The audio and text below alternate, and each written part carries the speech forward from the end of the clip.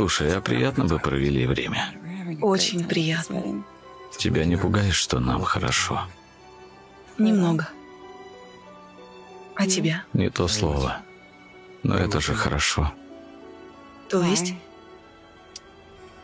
Уж лучше страх, но с тобой, чем пустота в одиночку. Все просто. Достар, тағы да сәлем. Жұмысымды балабақшада бітіріп келдім. Балалар сағынып қалыпты мені. Және қазір осы айтылған видео бойынша өз сезімдерімді жеткізгім келіп тұр. Қазір ғана осы сәтте мен ойладым, менің адамым бар қазір.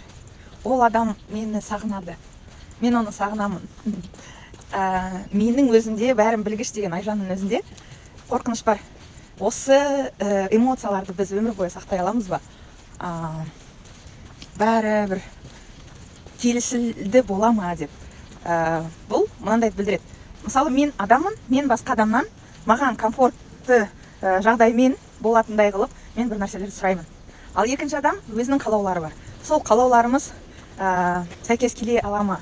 Сәйкес келуі мүмкін. Негізі менің ойымша және көптеген бір ақылды адамдар, дана адамдар айтады.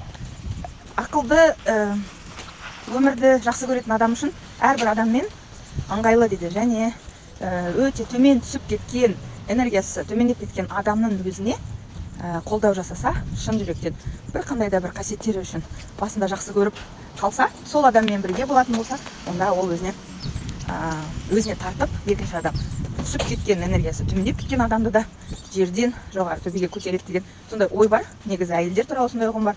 Жаңағы еркекті көрге де төрге де тартатын әйелдер жатады ғой. Сондықтан біздің халқымыздың арасында әйелдердің даналығы, әйелдердің шыдамдылығы өте үлкен рөлді атқарады. Сол кезде біздің ұрпағымыз жақсы болады және отбасылар мықты болмақ. Сол менің жаңағы ойымды жалғастырайын. Мен ойладым, маған адам келіп тұр өміріме.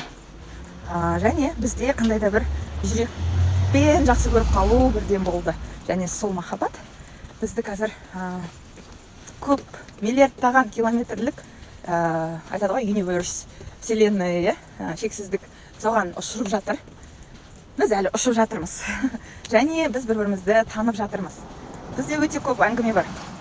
Барлық әңгіменің түрі, барлық әңгіменің тақырыбы, және маған келген осы ер адамым маған бір сыйлық ретінде келді. Өйткені менің ойымдағы барлық қалау, жаңа еркектің бойында болатын нәрселер, қасиеттер осы еркекте бар. Неге? Өйткені ол менің әкеме ұқсайды. Әкемнің жаңағы мінезі, әкемнің қалайтын нәрселері, өміріне деген қызығатын нәрселері. Мен әкемнің қасында кішкентай қыз болып еркелеп жүріп өстім, және қазір мен сондай еркекті таптым. Және осы еркек менің қасында өзін жақсы сезіну үшін маған деген махаббат арқылы басқа адамдарға, қасындағы адамдарына, жұмысында жүрген адамдарға, және жалпы кім болсын, соларға махаббат тарату үшін мен көмекші ретіндемін. Ол да маған солай. Және ол адам маған менің жұмыстарымды істеуге кедергі жасамайды, тек қана қолдайды. Бәрін қолдайды. Менің киінгеніме де тиіспейді. Ешқандай ода қызғаныш бар, бірақ ешқандай маған деген шектеу айту ойы жоқ. Соны байқаймын. Әзілдеп айтса да, бірақ шын жүректен өзіңнің қалағаныңды істей ғой жаным дегендей. Сондықтан тек көмектесуіміз керек, қарсыға бермей. Сіздер қалай ойлайсыздар?